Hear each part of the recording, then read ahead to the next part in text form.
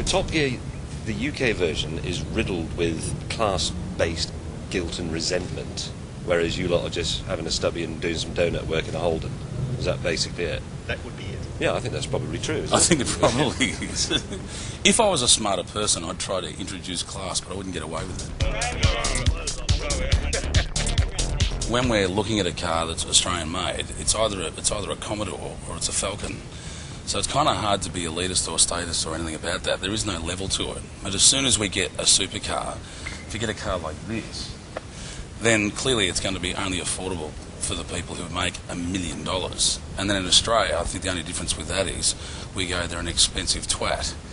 So, you know, anyone that's got that much money, as we know in Australia, we love anyone that's one tats lotto, but as soon as they spend 1 cent of it, they're a wanker.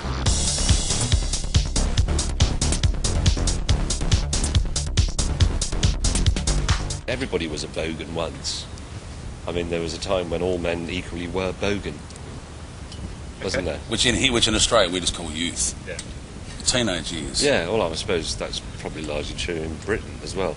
Plus, we can sort of, you know, hide behind the odd medieval cathedral and things.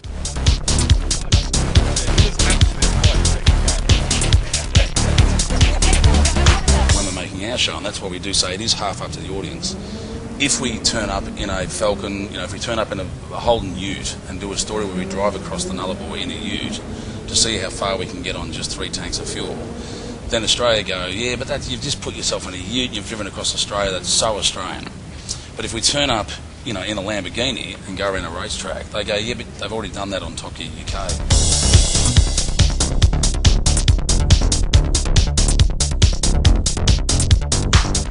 I think that the answer to this is that in the future, and this is a great day that I'm looking forward to, cars will become a hobby because the means of getting about will have found a better way to do that, just as cars were once, you know, better than buses and steam engines. But when that happens, we can stop to a certain extent worrying about whether or not cars are practical. We can even, to some extent, stop worrying about whether or not they're reliable, because anything that requires reliability will be met by our levitating antimatter powered capsules that we ride in.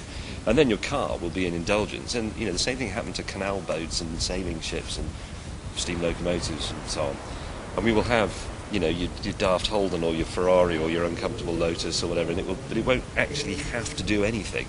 It will just be something you do because you love it. And then the world will be a great place. Everybody who meets on the road will like driving, so they'll be better at it. Things like road tax and fuel prices will be very high, but you won't be obliged to pay them because you're only doing it because you like it. And this is what happens in light aviation and sailing, so it's fair. I think it'll be great. It's a wonderful way to wrap up an interview. Thanks. It's okay.